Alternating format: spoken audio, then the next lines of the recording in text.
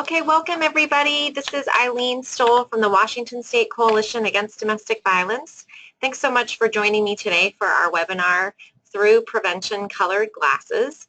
I'm hopeful that we will have a vibrant conversation. I know sometimes it's a little tricky to have conversation on webinar, but really this will be better if you all share it with me. So I look forward to the next couple hours together. I should mention that this event does have support and funding from DSHS, and we appreciate that, but of course everything that is said is our points of view and not theirs. Okay, so before we get started, we're going to go through some logistics for folks that are having a little bit of trouble, and I just want to call out, I made myself laugh. It's been a rough week, so I've just been trying to make myself feel better with silly pictures of animals wearing sunglasses. So I hope that's your kind of thing too, because there's going to be a lot of them today. I'm just warning you. And then I made myself laugh with my la llama and la logistics. So anyway, hope that is entertaining to you as well. And if not, well, made me laugh. So. Okay, so here's the deal. So hopefully you are hearing me right now. This is mainly a slide for folks who are not hearing me, but if you can listen through your mic and speakers, that's the best sound quality. If that's not working, you can listen by phone. You can sometimes also, if it's not working, just toggle between the two. So that is a good plan. And then participating, again, we want everyone to participate, but you might not think that's true because everyone is on mute, but it is true, and we want you to use the question box to communicate, so you can tell me that you demand more pictures of animals with sunglasses, and I will oblige on that regard. I'll try and do that for the rest of the things too. And then if your computer has a built-in microphone or you're listening by phone, you can also raise your hand and I'll unmute you. So let's all practice that. If you want to raise your hand.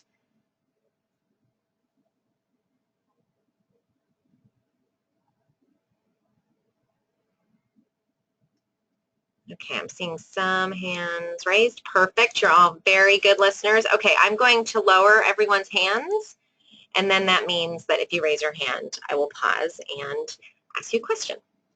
Okay, perfect. Moving along.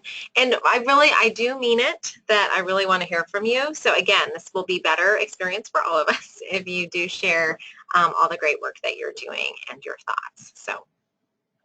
And all of these little drawings that you see, for folks who've been on webinars with me, you've seen them before because I love her. Her name is M. Roy. It's E-M-M-R-O-Y, and she has lots of fair use images that are just super, she calls them positive doodles. And if you're doing prevention work, it is handy to have joyful and beautiful, cute pictures. So you might find it handy as well. So if you just do an image search on Google, you can find those. And then another just logistics hot tip, if your panel minimizes to the sides and all of a sudden you can't see it, there should be an orange arrow that you can click to get it back. And then finally, for attendance and evaluations, we use a system where as soon as the webinar ends, you'll get an evaluation form that pops up. The very first question asks who else attended. This is our way of making sure that we get you all listed and that you'll get certificates and when we mail those or we send those out by email. So please do take the time to fill out the eval for that first question, and then obviously we also want to hear how this went for you and what else you're interested in and what we can do better. And then finally, our good friend Laura over in the Seattle office is on the line. If you have any technical issues, you can get in touch with her. I loved these heart glasses, and that's why I put this one on, but I don't think that this is what Laura looks like. Okay. I think that's it. I think that was record time. I feel like we got that. Okay, so here's our agenda with our sloth. We can move slowly if we want, or we can go quickly. We're going to spend some time really embracing the idea that domestic violence is preventable and that prevention is possible. Then we'll go into sort of just a little nerd alert moment around prevention terms and concepts and the overview of that, make sure we're all on the same page. And then we'll really talk about what does it mean to have a prevention lens or have prevention colored glasses through all of your work, no matter what you're doing, whether you're tasked with prevention or not. And then we'll talk about some specific strategies. And we'll end with some resources that go with those. So that is our plan. If there's something that you were hoping that we would cover today, feel free to write it in the question box or raise your hand and just let me know, and we'll see if we have time to get to it. Okay, so here is the good news, and I think we all need good news recently. So domestic and sexual violence is preventable. This dog is having a party because of that. So here's what we know. Domestic and sexual violence is actually not inevitable. And I have to tell you that when I first started this work in 1992, I hadn't even thought about that. You know, it was just that one of my dear friends had been raped, and I, you know, just felt like I needed to do something. So I got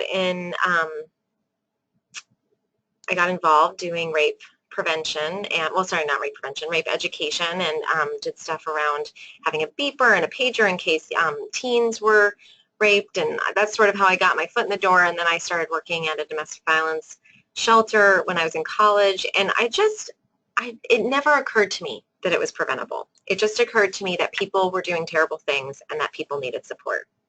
And so that was really my framework. And I'm embarrassed to say it wasn't probably until, you know, recently in the last 10 years that I've really started to think about, absolutely, it's not inevitable.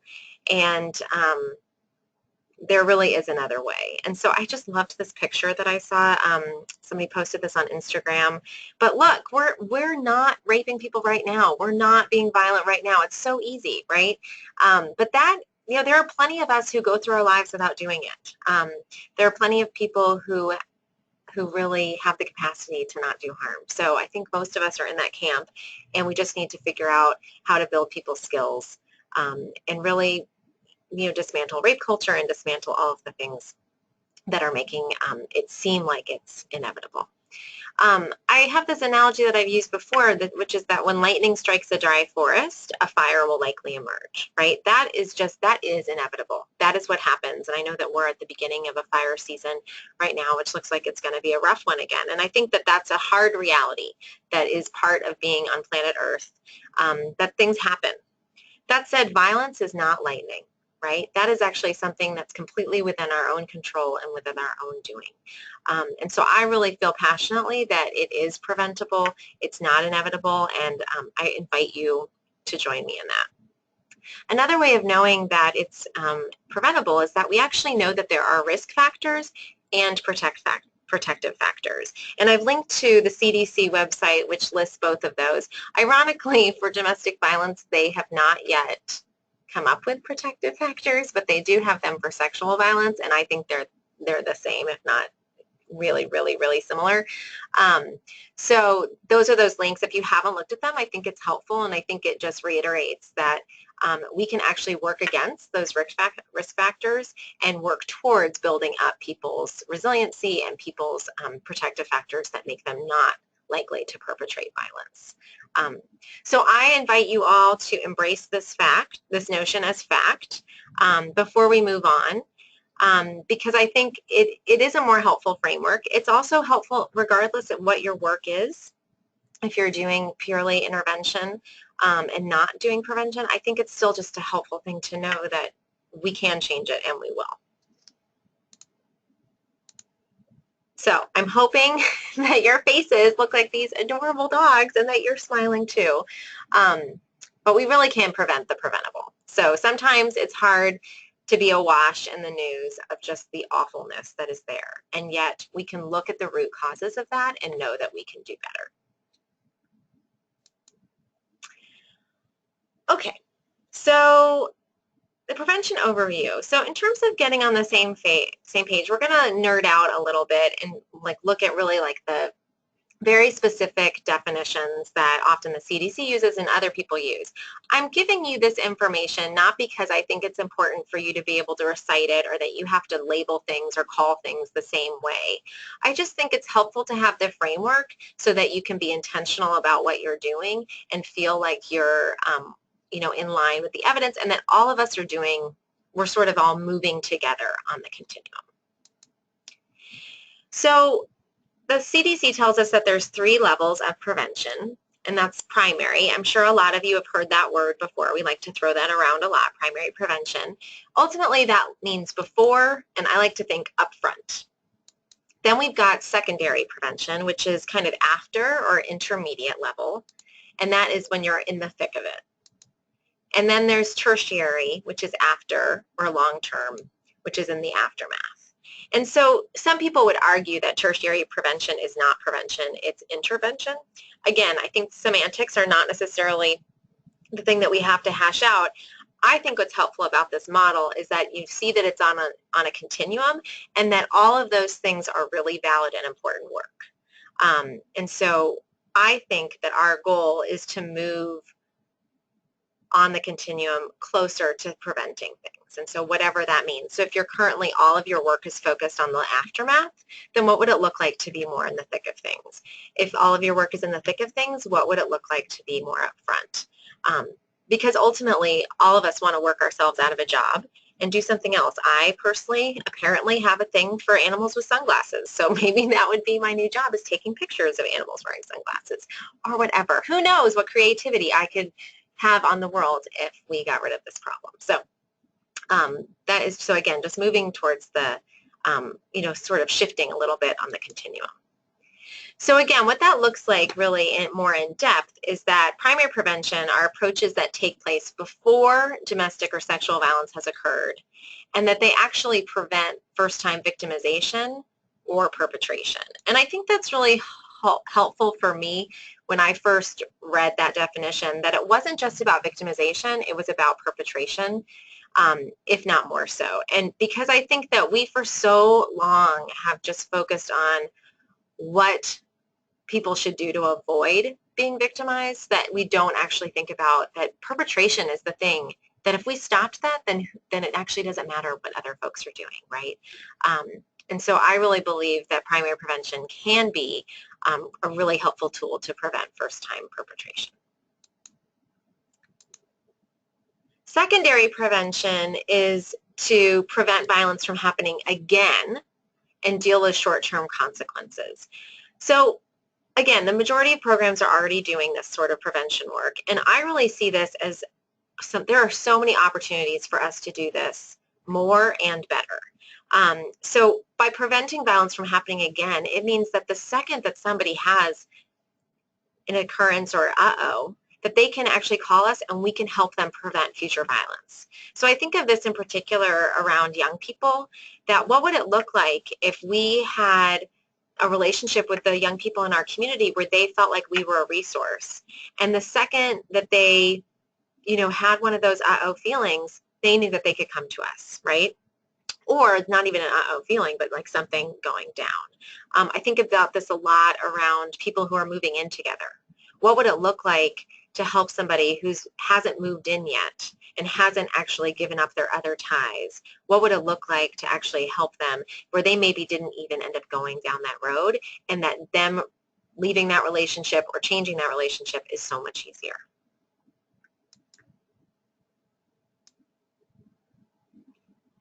So I see that someone has a question. So Chris, I'm going to unmute you and see if you, maybe it was an old, it says 31 minutes. I'm going to click on it.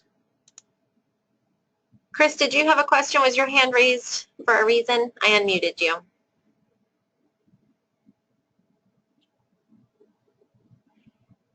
Okay, Chris may not have a mic, so I'm gonna lower your hand, and that should be fine. Okay, so and again, if you had something that you didn't have a mic, you're welcome to write something in the question box. Okay, so like I said, you all are doing this. I think the opportunity to expand this work is huge, and that's what we'll talk a lot about today. And then finally, tertiary prevention, which really means to treat and support victims to heal and provide treatment to abusers. So the after part, the long term. This is obviously a big component of the work that you all are used to doing, and it could include support groups and shelter and housing and helping with legal advocacy, helping with child custody, those kinds of things. And this is, again, very important and is a huge part of our work. And I don't want to diminish that by talking about prevention. So here's the thing that's important to remember. Primary prevention is on a continuum with intervention. So those things all work together. And that primary prevention does not replace intervention, it complements it. And I think that's a really important thing. I think that's actually why we in our field are so well equipped to do this work, because we are so grounded in victims and survivors' stories and the experiences that we know, that it actually really helps us to do better prevention. And then on the other side, I think that our intervention is really complemented by our prevention, because it does help us bring a more joyful and optimistic lens to the work that we're doing. And I just want to say that communities must have safety in place before they can work on primary prevention, because, you know, if we're not helping the people that are right in front of us, then it feels a little bit disingenuous, quite honestly, to do prevention without that. So you have to have a strong and robust response to victimization, and that's what will enable you to begin really doing some great prevention work. So I know a lot of you have seen this. So our view of what prevention actually can look like is that we see it as efforts that bring about change in these four dynamics. So this is the social ecological model for those of you who know that, that concentric circle model that you've seen. And we think that those four things that you can do on all levels of the spectrum are address root causes of violence, shift culture, build skills, and promote healthy relationships. And hopefully you've seen the prevention guidelines and the matrix that goes along with this. But it's a way of just conceptualizing your work to see if you're hitting each of those, which I don't think you actually have to do all four frames at once, but I think it's helpful to just see where your work falls, and then maybe try and challenge yourself. If you're not doing anything on root causes, what would it look like to do some anti-oppression work? What would it look like to address homophobia in your community?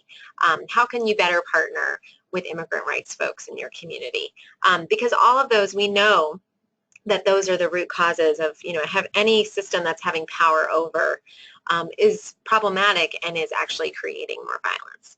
So I think addressing root causes of violence sometimes feels like one of the harder things to work on, but I think it's one of the things that we will see some really important changes. I mean, I just think about what's happened you know, with Orlando and homophobia. You know, homophobia is an incredible tool of violence and of sexism and of strict gender roles, and it's clearly one of the things that if we really as a society challenged that, we would have a lot of marked improvement, and I think much less violence, much less harm, and much less pain. So that's one of those. Another way to think about that is shifting culture and really, you know, changing the norms that people see and promoting positive examples of things that you want to see. Helping people build skills. This is one of my favorite things because I think it's the thing that people are hungry for, which is to figure out, how do I do this? What does it look like to fight fair? What does it look like to have jealousy in a way that is healthy? And then finally, promoting healthy relationships. So I know that you all know this. It's not like this is the first time you've heard me say this, but I hope it's a helpful frame for you. So this brings me to the point where I hope to hear from you. If you want to just share with folks what you're already doing, I can read your chats to folks, or you can raise your hand and tell us yourselves. But just in terms of like what fits in that framework that you've been doing that people may not know about and that you're excited about to share. So I'm going to pause for a moment, and hopefully I'll see some questions, some items in the question box. And then if not, you can also raise your hand.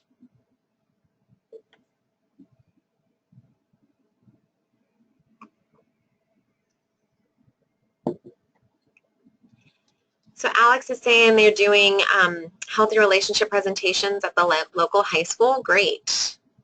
And I'd be curious what that looks like, and how many times you're going in and what you're doing.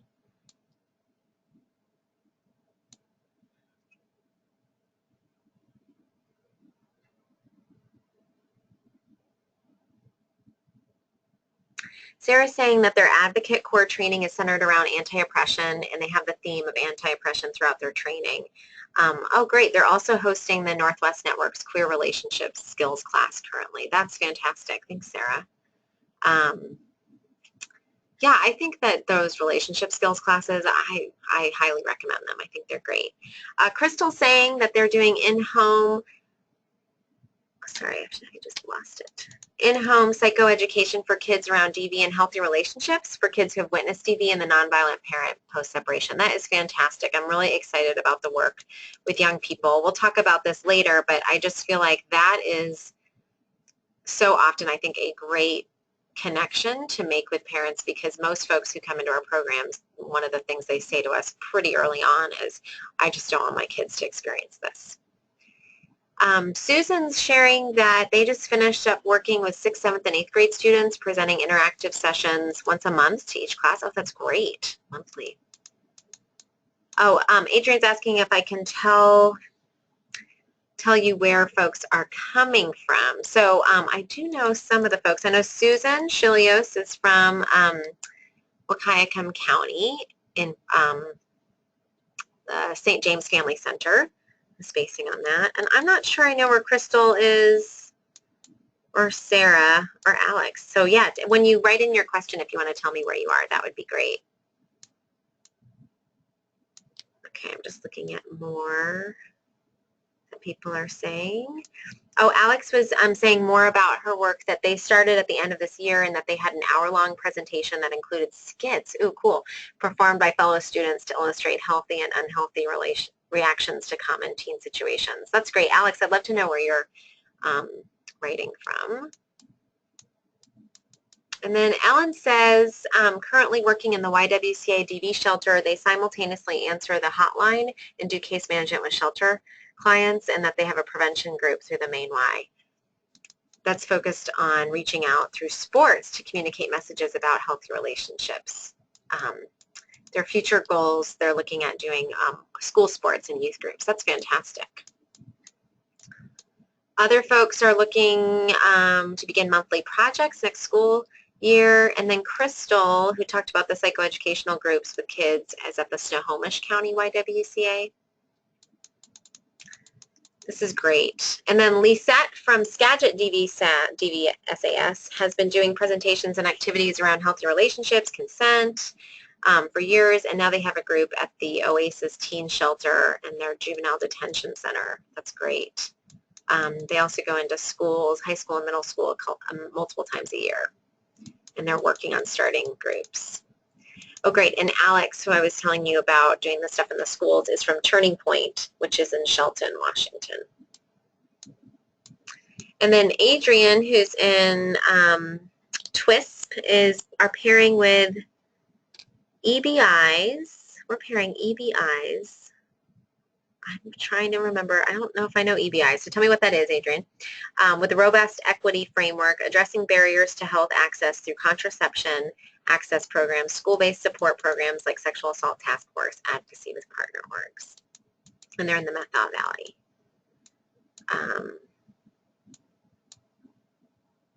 Oh, evidence-based interventions. Okay, I just lost my nerd cred for not knowing that. Thank you, Adrian. And then Susan, they're trying to get more programs for middle school students and are creating PSAs and more education around the issues we address throughout the school year. That's great. Claudia wanted to share that, Rocio from Human Response Network is sharing that support groups are working great and that they're getting more participants every day. Fantastic. Jenny up in Snohomish County is doing 2-day presentations in middle and high schools. Wow, and they've presented to 6,300 kids. That's amazing. And she also goes to the Denny Juvenile Justice Center every Friday for 3 classes. This is great. So, I mean, part of what I just want you to know is that you all are doing a lot of this already. So, I don't want to pretend like I know how to do this more than you, because you actually all are doing it. And so you can do this webinar. So I just want to acknowledge that really you're doing great work. It is very varied, but there are common themes, which I think are those 4 frames. And it seems like people are really starting to have, my sense is that people are having more success getting into classrooms. I think because of the more, I'm trying to think of the word, that it's more publicized right now around dating violence or the link between domestic violence and all these other issues. I do think that actually does open doors for us. And it's too bad that we need that, but it is, I think, I'm feeling hopeful at least that we'll be able to get in more. So perfect. Thank you so much for sharing all of the great work you're doing. I wanted to highlight some of the trends and approaches to know about that I think are particularly just, I think, promising. So the first one is, I think I mentioned, is the skill building. I love people were doing skits. It sounds like, I think there is something that people really want to know. They don't want to just know what not to do. They want to know what to do. And so I love the idea of people doing consent workshops. I've heard of people doing breakup summits where they actually come, and it can be parents and their kids coming and really talking about healthy breakups as a foundation to having healthy relationships. So I love all of those things. There's lots of resources that are based on skill building. And then, of course, that Northwest Network relationship skills class I think is brilliant because we don't actually, there aren't classes on relationships in high school, right? And that's probably the most important thing that we need to learn. So I think the more we can get into talking with people at all ages about how to have healthy and respectful and fun and loving relationships, the better. Like I mentioned, obviously that bared out in the chat. There's a lot of school-focused work. Some of the school-focused work that I am particularly excited about is the stuff that pairs healthy sexuality with healthy relationships, that really focuses on access to contraception and access to health care as a fundamental right and as a fundamental way of maintaining and getting autonomy and having agency over your body. I think that is a really exciting shift to move, especially when talking about working with young women, that I think is a really powerful way of building people up and making them less vulnerable to abuse, and at least being trapped. I also really like the idea of youth leadership as prevention, so really engaging with young people as leaders, as people who will influence their peers, and as people who can be models and take stands against things. And so I see a lot of great stuff right now on that. In particular, New Beginnings, I know, does some great leadership groups that I would encourage you to check out. And then we also, I realized I did not put this as a resource, but we just put out on our website a DIY TLC, so do-it-yourself Teen Leadership Council. So if anyone's interested in doing a TLC or something that's called something different, but that idea of having a Teen Leadership Council in your community, we actually have a kit on our website. You can find it on our prevention page or under resources, either one, that lays out what you might want to think about, and then actually gives you activities, gives you even the permission slips, the release forms, and then you can go on your way and customize it. So I just love that as an approach. I think it's very honoring of young people and is super effective. The other resource that I think is really incredible and helpful is Paul Kivel's book. He has lots of great stuff, but I particularly like the Helping Teens Stop Violence, Build Community, and Stand for Justice. So if you just want to look up Paul Kivel, Kivel, you can find that book, and I think it's chock full of great, great stuff.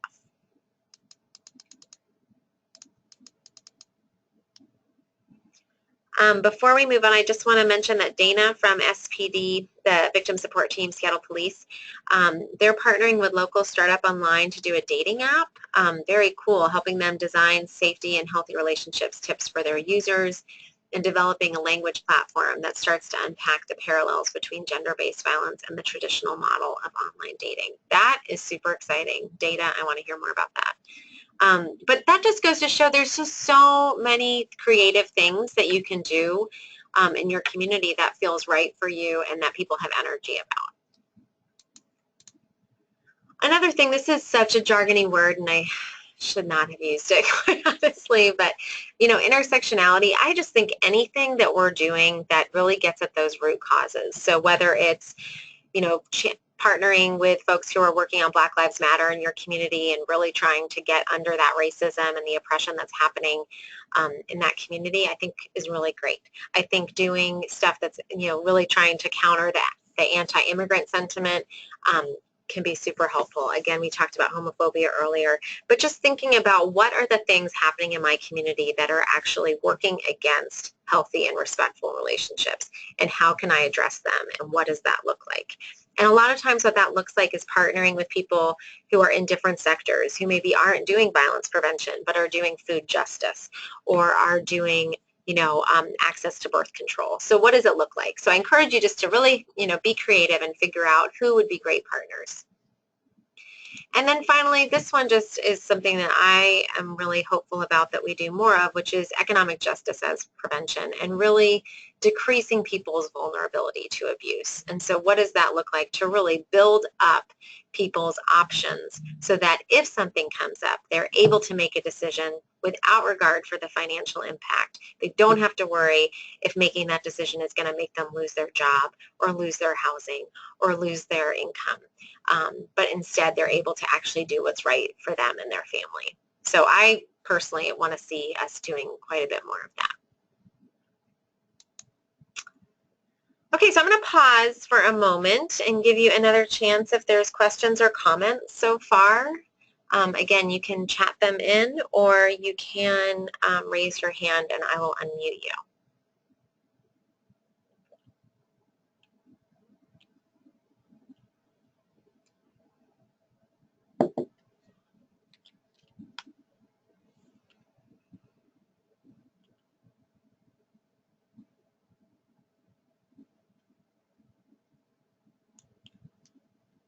Okay, I always joke that because of advocacy, I'm super comfortable with silence, so I'm going to sit for another minute.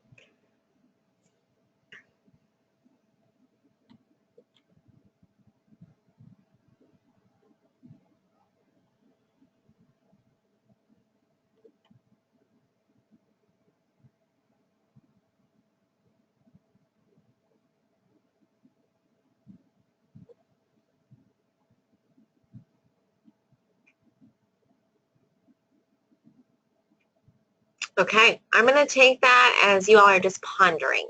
So we're gonna keep going, but again, feel free to share. Okay, so this is so that's sort of, we have prevention behind us. We know what it is.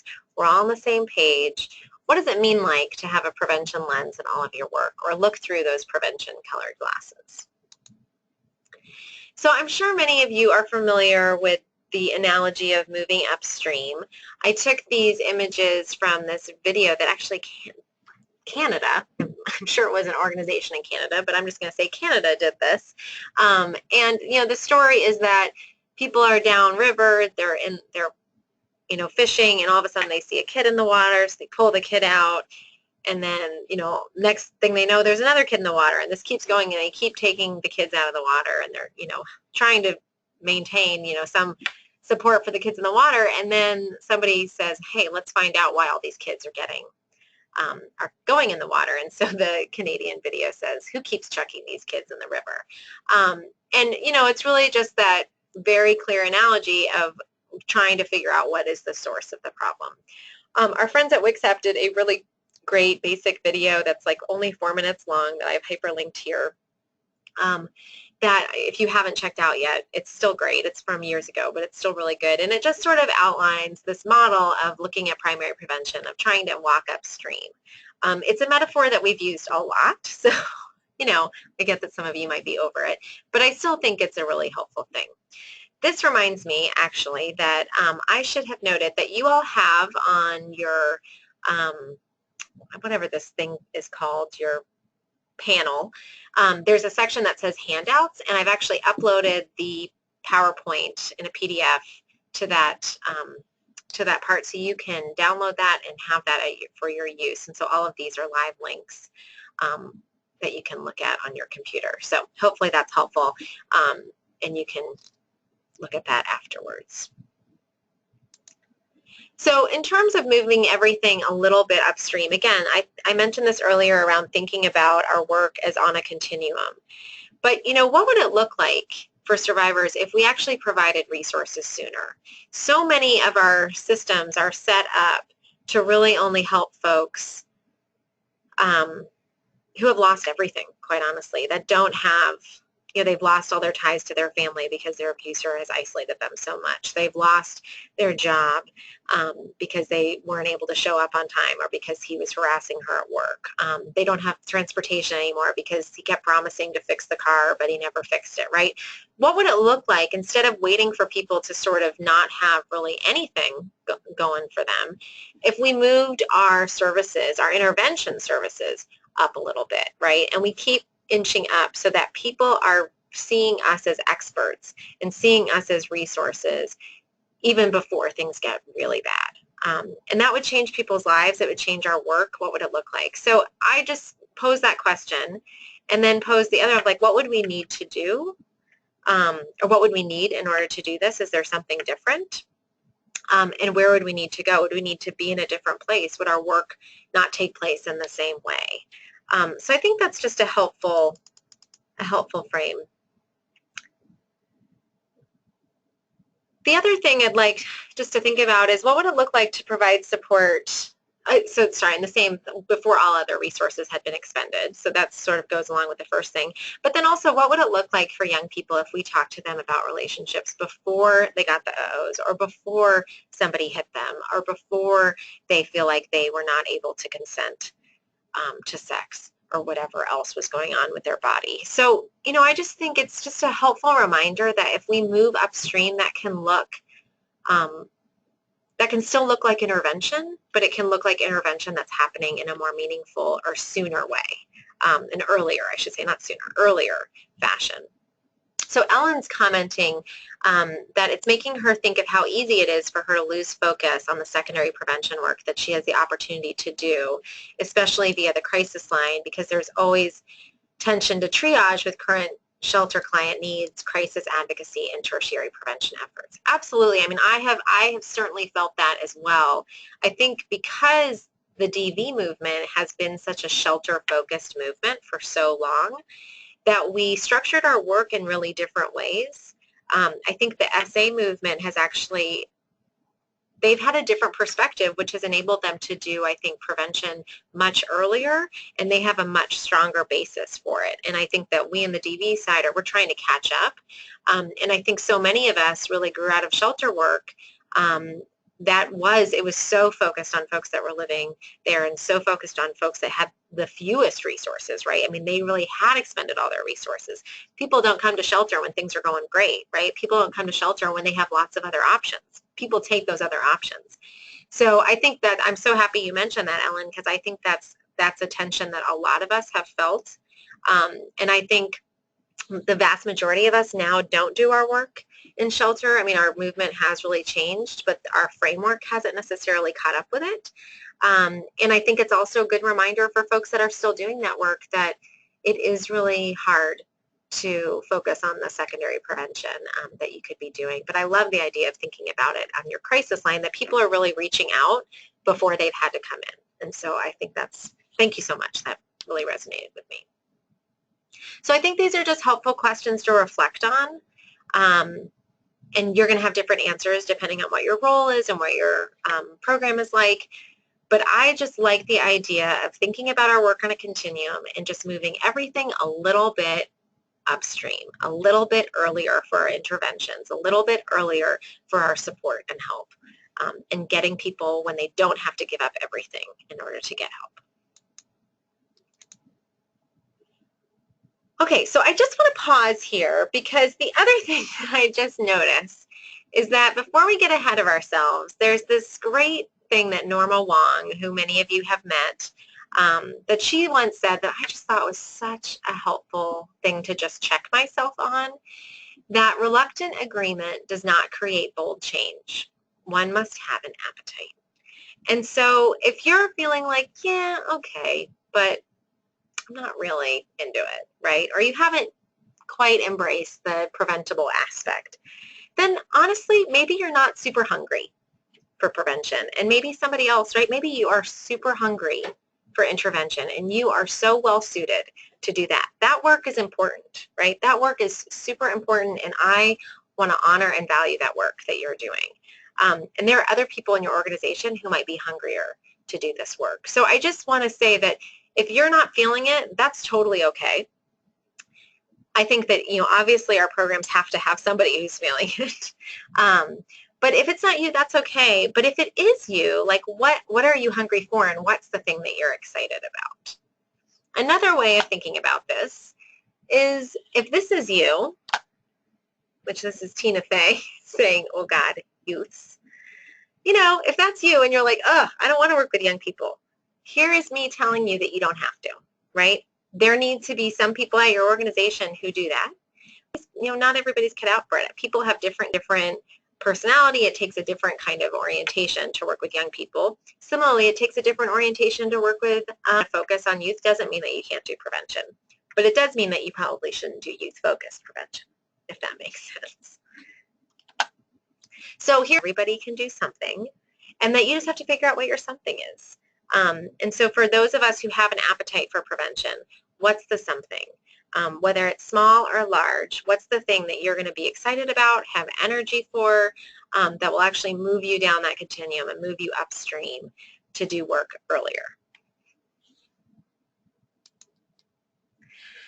So I want you to think for a moment if this is inspiring you for one small thing that you can start to do to incorporate prevention into your work. So think for a moment, and then if you can share some of those things, and then I think once people share, then it'll get other people thinking. But let's just do a brainstorm, and then we'll try to unpack that a little bit.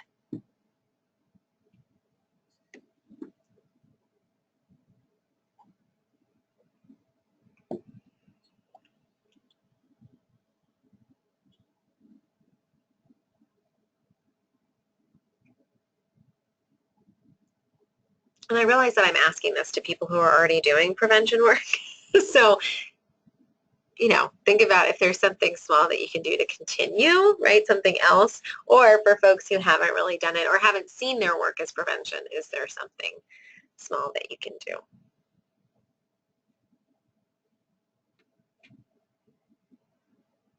That's great. Erin saying from Tri-Cities is saying, ask survivors what their concerns for their children are. Maria Pintar saying, talking about healthy relationships with clients. Ellen saying, advocate clients to get their children involved in youth advocacy or counseling or support groups. These are all great.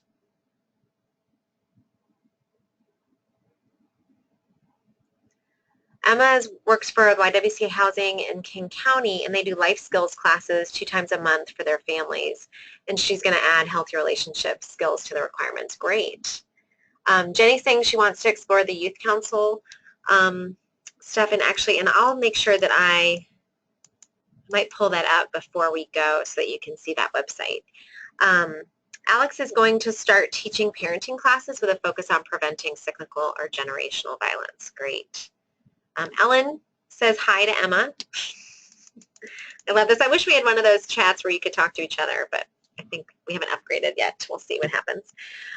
Lisette is saying, my coworker had a great idea about providing a class once a month on tech safety. I've been thinking about providing classes for the community on areas around building skills. That's a great idea.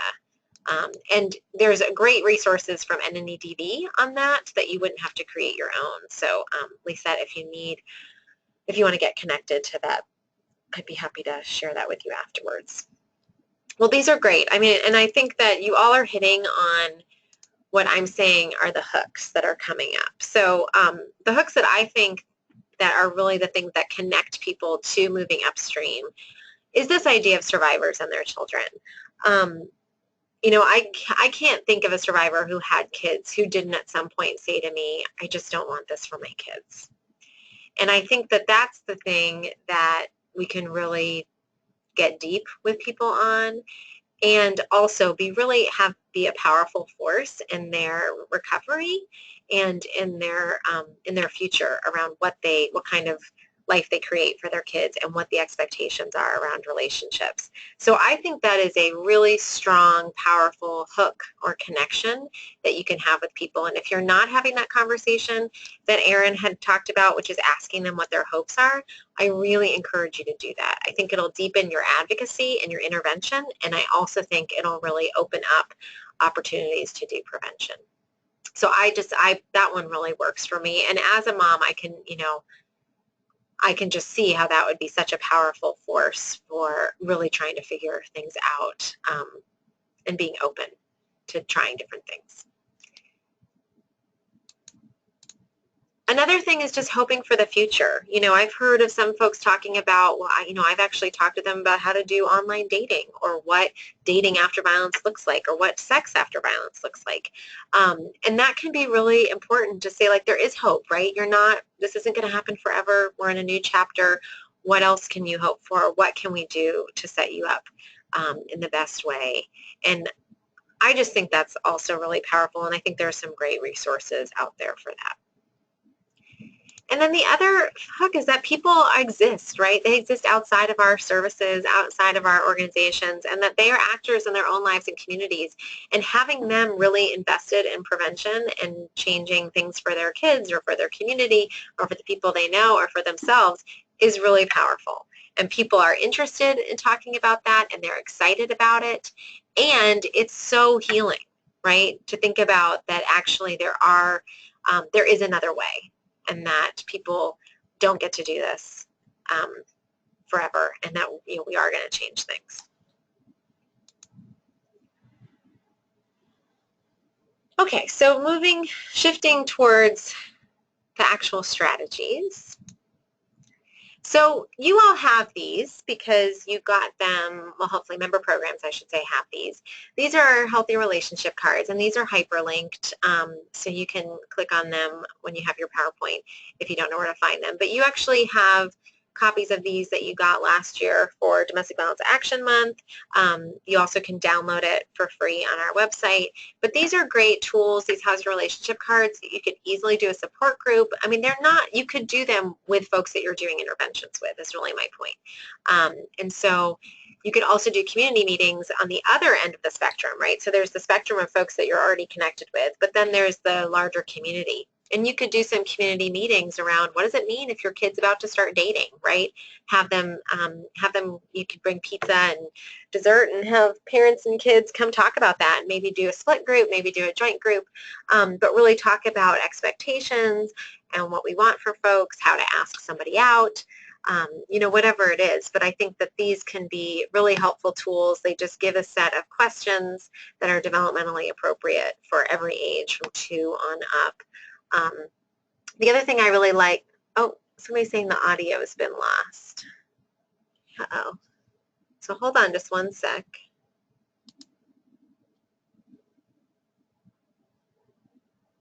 Okay, good. Okay, excellent. Apparently me just pausing fixed it, so that's great news. I lost my train of thought. But anyway, these hopefully will be helpful for you. I love the idea of talking with folks early on, like way before their kids are in relationships about this, and then obviously also doing it with folks that are in your program. So I think there's lots of opportunities.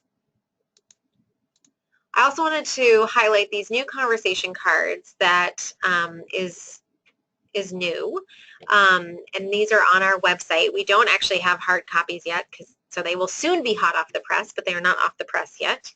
And they are conversation cards that you can use with folks that are in your life about their abusive behavior. And so this was a long effort that we're trying to really encourage people to challenge folks in their life who are using abusive behavior or being controlling or really, really rigid gender roles or just something that is not working. And so these conversation cards will hopefully help people have those tough conversations. We recognize that these are harder conversations to have, but I just feel very optimistic, and people continue to amaze me about their ability to influence how people think and how people act. And I just think that by not talking with folks who are using abusive behavior, we're still putting all of the onus on victims and survivors. And so I'm really excited about the idea of shifting it towards talking with folks that are actually having problematic behavior.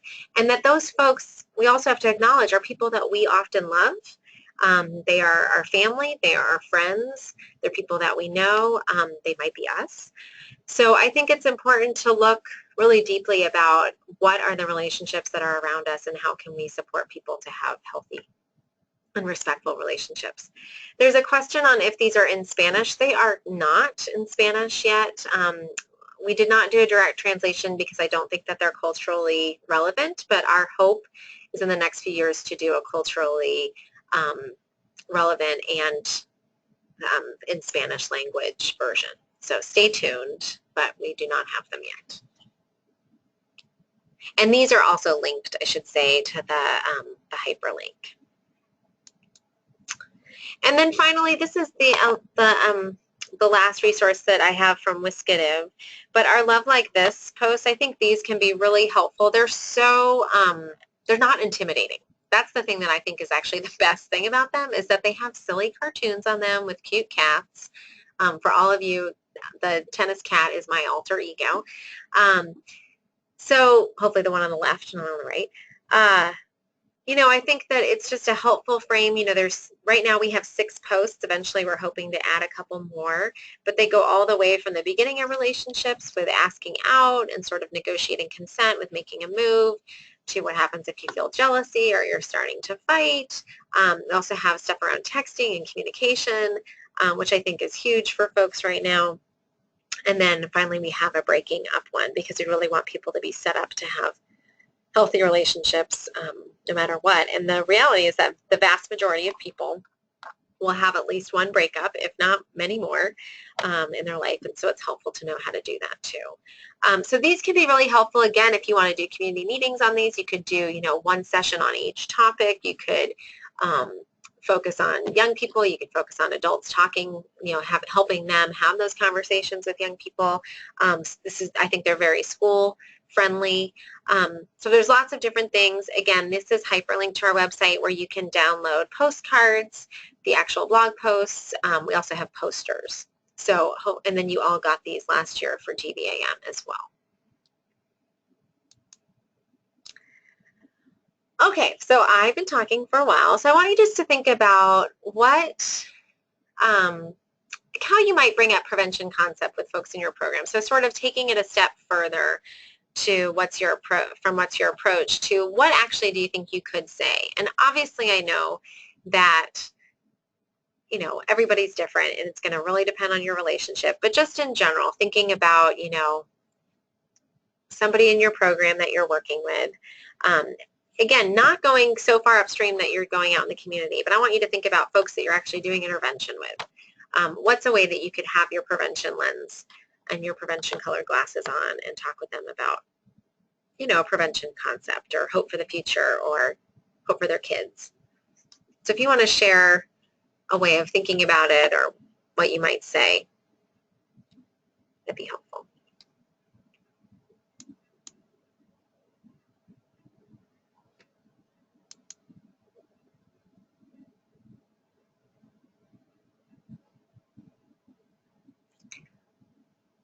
Oh, Debbie's saying that the resources that I shared, she's going to use them with a healthy relationship she has with street youth. That's great.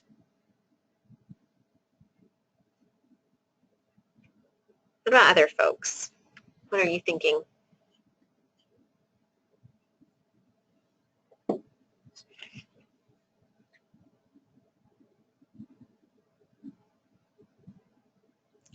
Erin's saying that they're having a whole staff meeting to talk about how we're going to integrate prevention into their values and practices. That's great. Yeah, and I think if you know, teamwork I think can be a really great approach to this, and thinking about how if all of you are saying, you know, a very similar thing to folks, that you're just sort of creating this culture of preventing the preventable, right? And acknowledging that domestic violence is not inevitable, that you're really embracing it and having a program that's dedicated to thinking in the future and moving upstream. So Sarah from Safe Place in Olympia is saying she's thinking about how to integrate the idea into their advocate core training. that even by folks participating in the training, it's the first step for prevention. I love that, especially when they take the info they gain back into their communities. I think that's great, just thinking about like for the folks that you're having conversations with out in the community, or even just like the social media that you're putting forward, that in and of itself can really create this culture of prevention. That's great. Somebody's saying that they're going to introduce the conversation cards in a clergy training. That's really exciting and interesting. Ellen says she could definitely see passing some of the resources onto parents in shelter that are struggling with some of these different issues with their kids. If nothing else, maybe giving a push to opening up the way they talk with their kids about these issues. I think the other thing, like shelter, I always think like body autonomy or body safety can be something that, folks are living together, that that's a way of really talking about consent without calling it consent, but just like what that means and what people's expectations can be. Emma's saying during her first meeting with families, she always asks how they resolve arguments, and she asked them to describe communication skills. But that's a really good way of sort of framing that.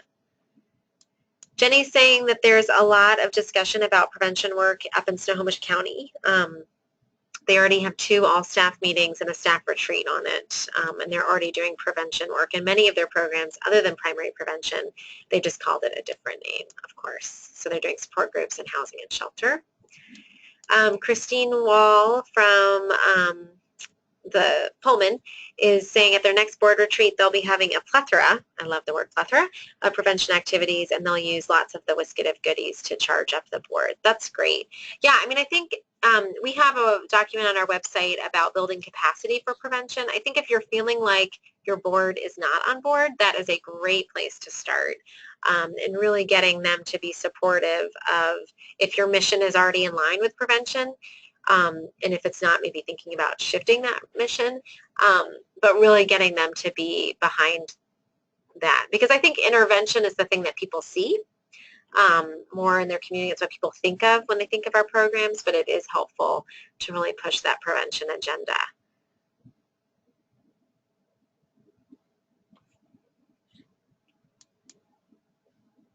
Okay, great. Well, I'm excited to hear more of this.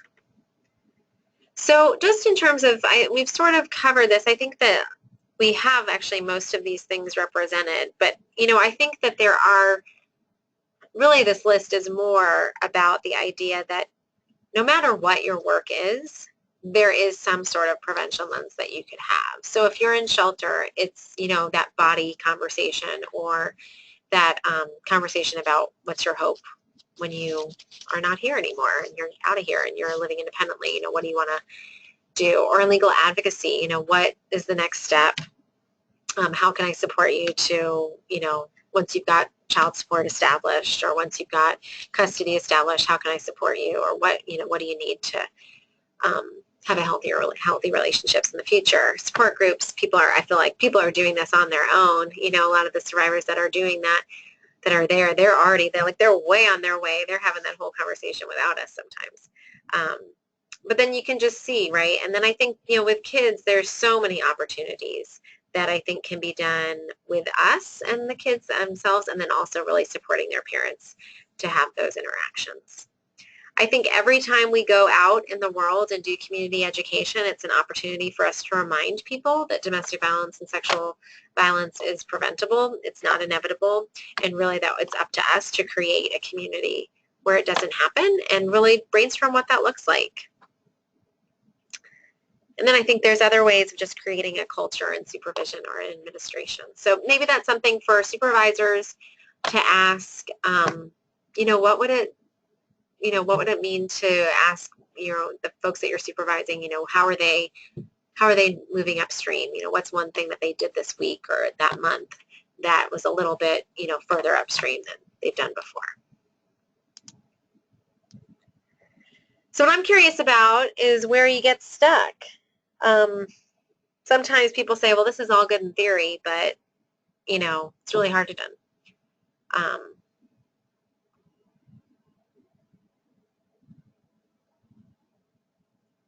Definitely a resource for you. And addiction is the other thing about, when we mentioned earlier that really there's solid interventions in place and that people are taking, So frame, and that sometimes prevention looks like preventing use, right? Like what does it mean to use, or how can you use adding prevention to the DSHS contracts? And I think that it does free up a different part of our brain to think, and that's worth that you can think about is literally like taking glasses and putting them on and asking yourself, what, how can I just shift this conversation in this way, other than way for figuring out what we are doing now, what we can focus on, who can do it, etc., etc. Absolutely. And that's why I think, again, just thinking small incremental steps and thinking about a continuum and moving upstream is, I think, a helpful framework that can make it feel less overwhelming, that you're really taking a step, right? I think our challenge should just be what's taking a step upstream look like? Not what's running up to the, to the top of the mountain, but what is taking a step in that direction? I just heard somebody talk about recently, there's a 15% solution concept, which is 100% is the solution, but what does it take to actually just do 15%? And that starting there is a starting place and can actually make us get to 100 much, much faster. So I really encourage you to think about small, tangible things that you can do and just sort of chunk your way towards upstream on that continuum. Madeline's saying that programs really resistant to focusing any efforts on prevention, not willing to learn or capacity build so they understand that it complements the work. Really hard time even getting anyone to have the conversation. So yeah, I think that's really challenging, and I'm happy to talk with you offline about that, and I think that you're not alone. A lot of other folks have had that experience. We do have some documents on our website that might just be helpful to pass along to the board or pass along to leadership about how it does complement intervention, and that way you're not the only one saying that. So that can be really really helpful. And, that's the thing about that appetite, right? If people don't have the appetite for it, then it's not the right time to do it.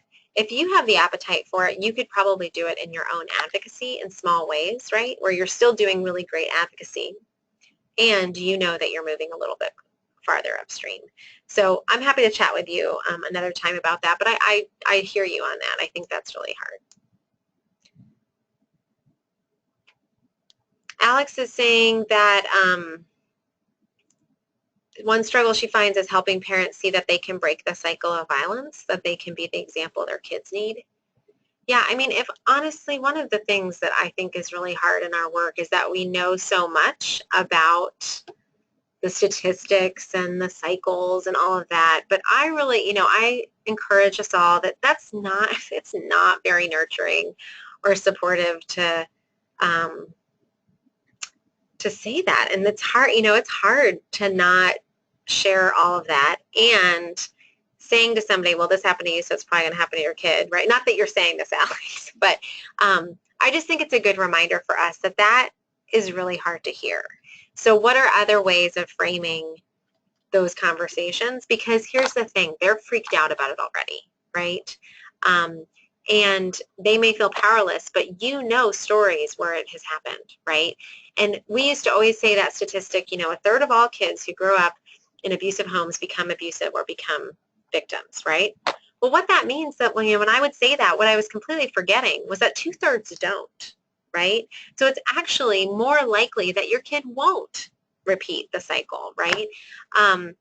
And we know plenty of people in our own lives that we've worked with who we see that their kids don't experience violence or they don't perpetrate violence, and that is a really important lesson to share. So I think sometimes we know too much and we get in our own way. And then sometimes people are coming in with, their mom was abused, they've seen it all in their family. And I think it's up to us to present this thing of like, that really stinks. And I'm really sorry that that's been your experience. And I know that there's another way. Let's figure out like, what can we do to support you to have a community where that's not the case. But I know that's really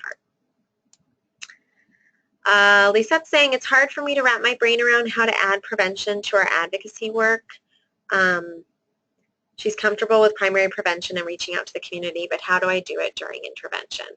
I'm not saying that you should do it every time, but I do think it is something that if somebody's saying to you, oh, God, am I ever going to have a relationship that's better than this? Or I started dating this guy and, you know, he's just texting me constantly. That those are opportunities, I think, to say, hey, you know, do you want to talk about this? Because I actually have some materials, or I have some new ideas on this, or I've heard from a lot of survivors that I've worked with that this is a struggle. Here's how they've figured out how to move forward. And so I just think it's like, it's one little thing, right? It's asking folks, you know, what are you worried about? You know, what's your worry or what's your hope? And going from there. I think that can be a really big opener.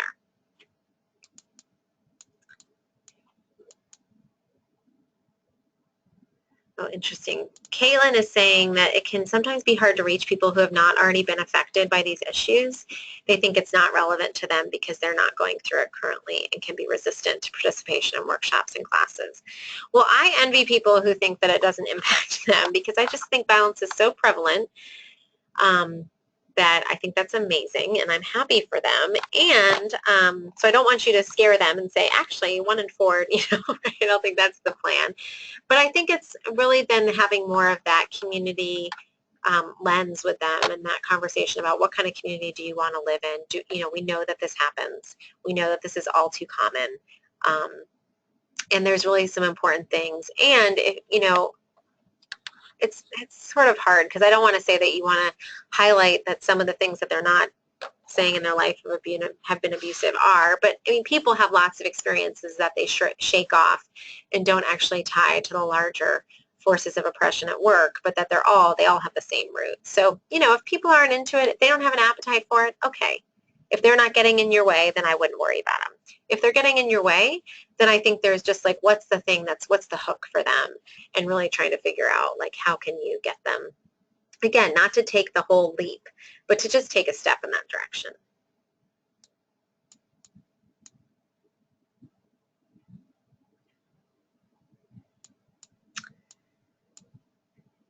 Okay, so somebody's saying they've had great improvement in communication with local police department and the lethal assessment program and efforts to get DV victims immediately in touch with crisis line and potential shelter. However, they think a lack of officer understanding often gets in the way of the effectiveness of the program. One of the things that I think you can really, again, whether it's through a community readiness assessment or anything, but you can figure out, like, what are the gaps, right? And that's what to focus on. And again, if there's energy for those things. But if you're finding that it's really just officer understanding, then I think that's a great opportunity to focus on that. We have lots of tools, you know, you can use in her shoes, in their shoes, that is sort of a, it's an equalizing experience, and that I have never done that with any group where people didn't feel moved, and that's a way to sort of start that conversation and then move it towards what would it look like to prevent this before it started, but start with the, you know, victimization aspects of it.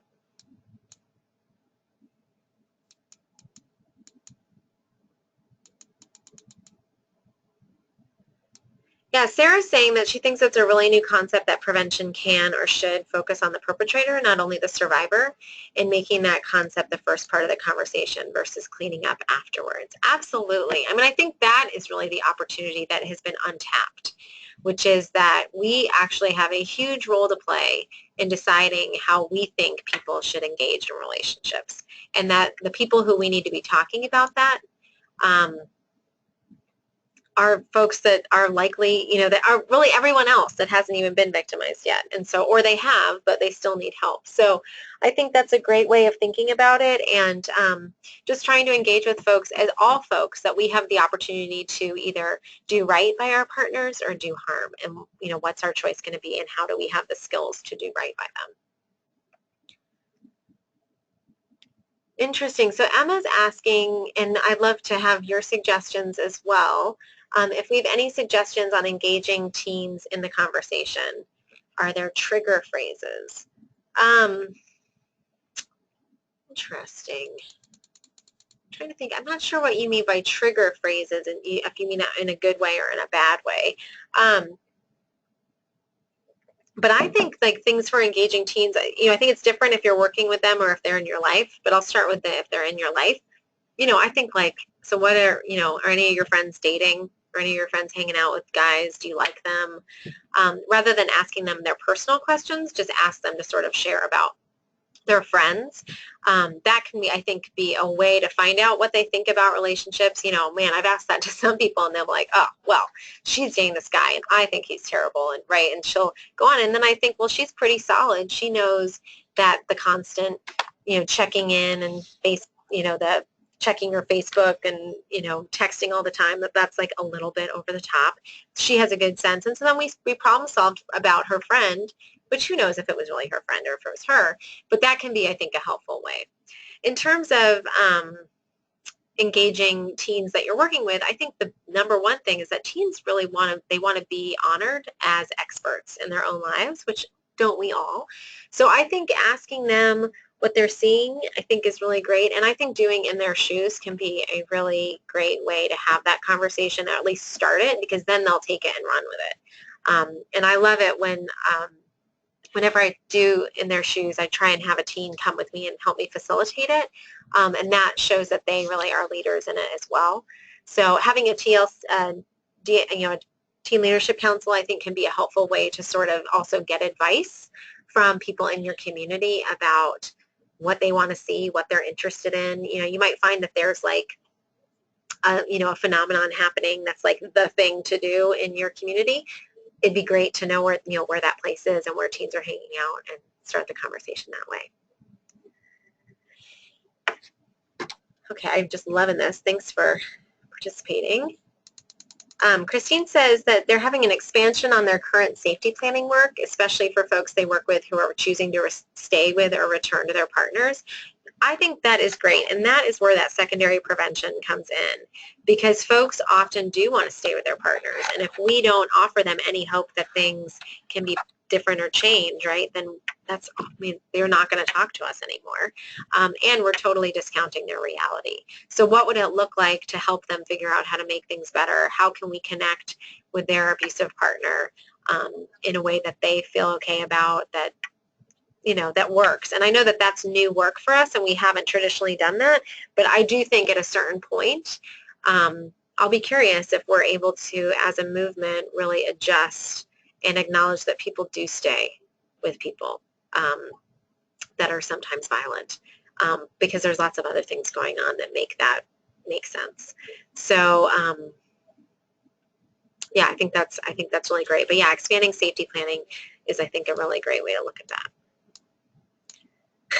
Ellen's suggesting to you, Emma, Netflix and chill. so that those are words that basically connote relationships. And I think Emma, she's saying more specifically, like, common teenage phrases that should cause alarm to initiate a conversation about appropriate boundaries and healthy sexual choices. Yeah, I just think that, here's the other thing. Teenagers are going to think that we're old regardless of how old we are, because we're not teenagers, right? You remember that.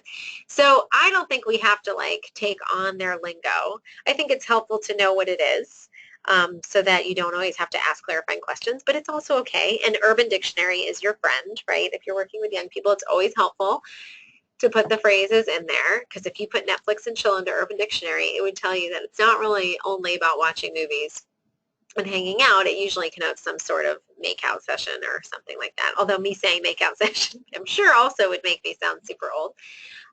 So I just think it's about saying, hey, I know that you all are having relationships. I know that you all are hanging out. What's going on? What are you worried about? What are you excited about? Those kinds of things. So, and I do think that having your own TLC or having just an advisory group of teens is so helpful in knowing how to draw young people in.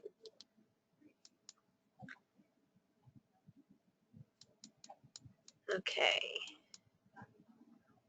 And then somebody else is saying that they've noticed that doing activities and games is really more engaging for teens, and it enables them to have honest conversations.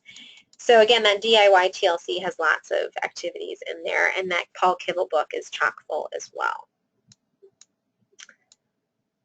These are great. You all are doing such great work and such good thinking.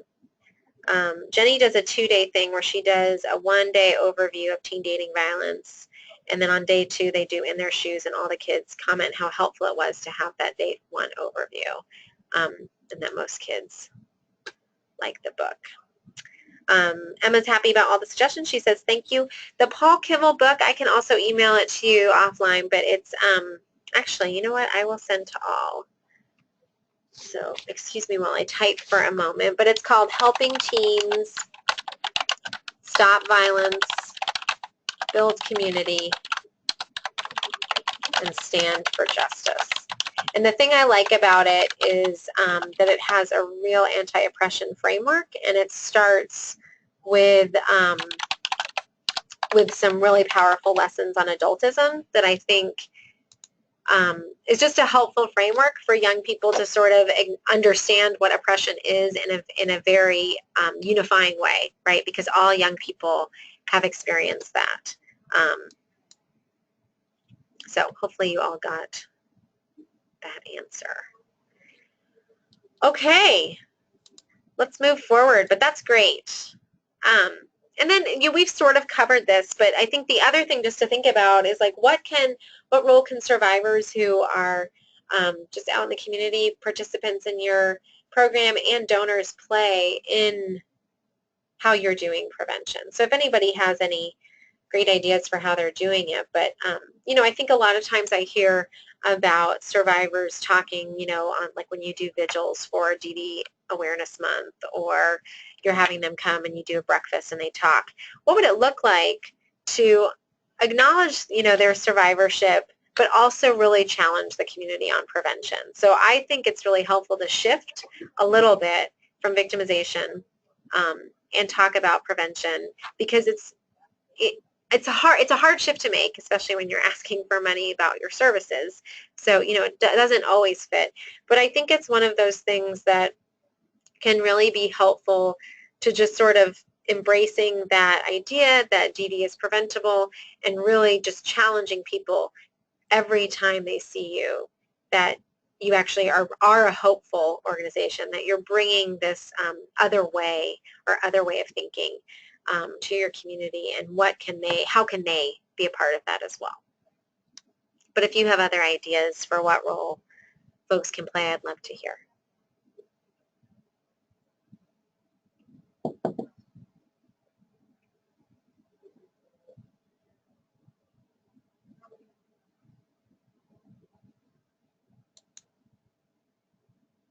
Okay. So this is my skeptical looking dog. We're getting towards the end actually of my prepared presentation. But of course that doesn't mean that we can't stay and chat. But are there other questions and comments or things that people are curious about? Erin's saying that we have a What You Can Do About DD handout that includes how to talk to someone about concerns about DD. That's great. I think that people so want that information. I mean, I think that's still the most common question that I get no matter where I go, which is, I have a friend who has a sister who, you know, is experiencing this. So, you know, I think that's having something like that. Erin, I don't know if that's something that you can share, but people are interested in seeing that if you're up for it.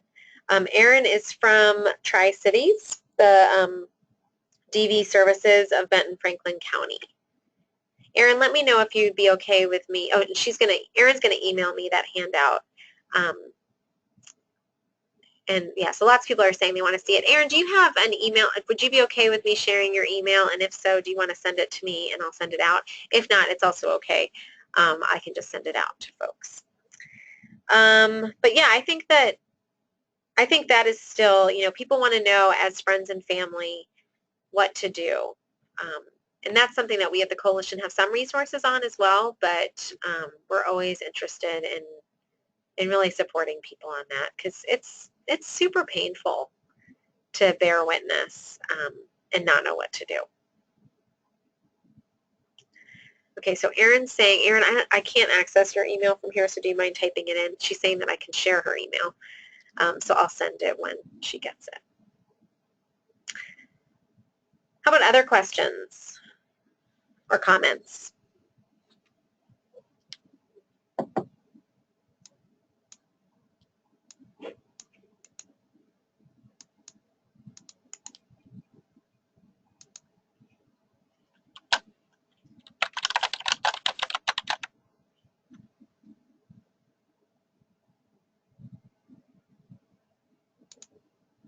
Okay, hopefully you all just got Erin's email. Thanks, Erin.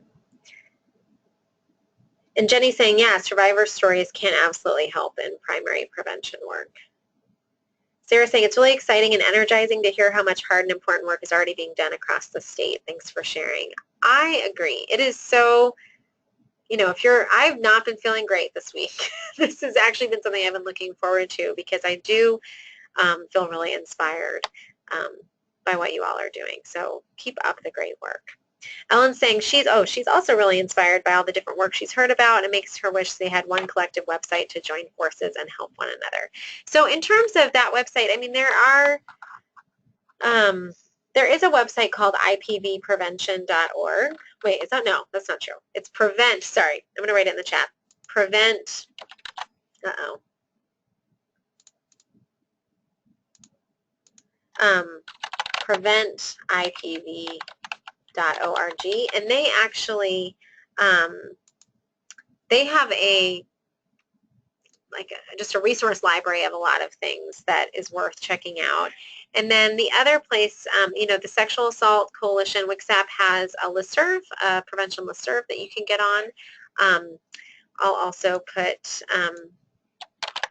it's cat@WCSAP.org. You can sign up for that. And then we have a team prevention email list that we send out quarterly, and actually somebody's going to be calling your program this summer to find out and make sure that we have the right person on that. And that is sort of a collection of resources. And you won't get a ton of emails. It's just like once a quarter. It also has some funding stuff sometimes, depending on if we have heard of anything. But I hear you on that. One of my dreamy dreams is that eventually our website will be interactive where you can post and share things. We're not there yet. But I think that there are lots of ways to do it. And the other thing is if you stay connected with me, I'm happy to connect you with other folks. Yes, and Sarah's asking, the email address of Kat can get you connected to the SA prevention listserv, which is great. And then the other, I'm sorry that I keep doing this to you guys, but there's another listserv that I think is helpful, which is Prevent Connect. And I don't exactly know, trying to think, I don't exactly know how to get on that, but I somehow got on it. So I think if you just go to Prevent Connect, if you put that in the Google, you'll find Prevent Connect and you can sign up for the listserv. And that one is very active. So I will tell you, if you don't want a lot of emails, do not get on that website or on that listserv. And then I think another place is just that, we're going to be doing a lot more prevention work here on the state level because there's finally funding for it. So we have 4 programs that are funded to do multi-year prevention projects. And so we'll be hearing a lot about that. I'm really excited to hear what people come up with and the great work that they're doing. And so that will get shared more. We're going to have quite a few webinars for folks next contract year that are about building capacity and getting communities ready to do prevention. And then we'll also have a couple of in-person trainings. So I think there's lots of opportunities to continue to learn from each other. But the best place to do that is when we have online opportunities or in-person events. But thank you. So I'll move on, but it doesn't mean that you can't keep asking questions. I just have a few more things. So I just say, you can do it. You already are doing it. So congratulations. And you can keep doing it. And, again, if we think of it as a continuum, then taking a step in that direction is a lot easier than all of a sudden you are the queen or the king of doing primary prevention, right? So we just want to shift whatever our work is. If our work is focused on the crisis line, shift a little bit earlier. If our work is focused on community education, then how can we incorporate prevention? If we're in shelter, what does it mean to talk with folks, participants that are living with us about prevention? So I think those are all things that you can totally do. You don't have to be, you don't have to take on all the things all the time. So I have a couple more things before we close, but we're getting close. So again, if you have questions, make sure that you raise your hand or put them in the chat box. But a reminder that I want you to fill out the evaluation form when the webinar ends. And that first question is super important to make sure that we get the names of everybody, and we'll get you certificates. But then I also want to hear how this webinar was for you. A few things that I want to make sure that you all know about. The Refuse to Abuse 5K is coming up. It's super close, and actually our early bird rate for participation ends, I think, Monday, the 20th. So you have a few more days before that runs out. But that is talk about a way of incorporating prevention and incorporating those concepts into our work. You know, this event could be really focused on victimization and really focused on how depressing domestic violence is.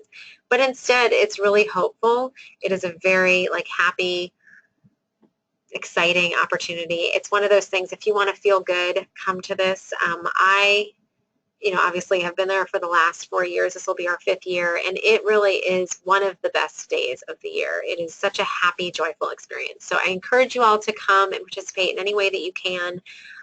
We need volunteers, we need runners and walkers. It's really fun. Personally, I don't run unless there's a ball involved or I'm being chased. So I would not run it anyway, but I do think it's a great course to walk because it's so interesting because you get to do every level of Safeco Field, including the tunnels where normally only the players can go, and you even get to be on the warning track, and you can go in the dugouts. It's really cool. So anyway, I hope to see all of you there. We can continue this conversation. We also, another really great opportunity to get together is at our conference, and this year it's in Linwood, and it's focused on storytelling. And storytelling, I think, is such a powerful tool for prevention and for making change. So I'm really excited. We have an amazing lineup of speakers. Again, that is a hyperlinked link, so you can register or see more information there, including all of the plenary speakers' bios. And then a great way to stay in touch with us is to like us on Facebook, follow us on Twitter and Instagram, and check out our blog, canyourrelate.org. That's where the Love Like This originally appeared. It's where I rant an awful lot about the intersections of, of all of the things that cause domestic violence and are making my life really hard as a parent. So I encourage you to check that out. And then one last thing. Domestic Violence Action Month is in October, and you'll notice that I say action, not awareness, because I'm really interested in action. I think people are more than aware. They just want to know what to do about it. So as part of DVAM, you all will be getting our new conversation cards, the ones that are focused on talking with folks about their abusive behavior. You'll get 25 each of those, so you can do community. You can figure out how you want to use those, but I would really encourage you to do some sort of an event in October where you have ongoing conversations with folks. And then that website, just on our page on our website, will be devoted to different resources. We're going to use the same logos that we've had last year with the cats, the Love Like This cats, and you are welcome to use and personalize any of those. We also have all of the posts as Facebook and Instagram, Twitter friendly pics. So, whatever you need, let me know. I'm happy to try and get it for you. And I'm just curious, too, to hear from you about how you use the materials and if there's anything on your wish list that you wish that we would do, because we're always looking for ways to support your great work. Okay, if there aren't any other questions or comments, I think that might be it. I just want to acknowledge that you all are doing really amazing work, both on the intervention and prevention front. I'm so inspired by your work. I love hearing about it. So please do keep in touch. Let me know if you want to problem solve anything or just brainstorm, or just, tell me what's going on. I'd love to hear it. So I'm going to pause one more moment and see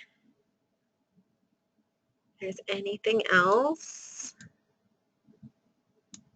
You all did a pretty good job, I want to say, of communicating. I appreciate it.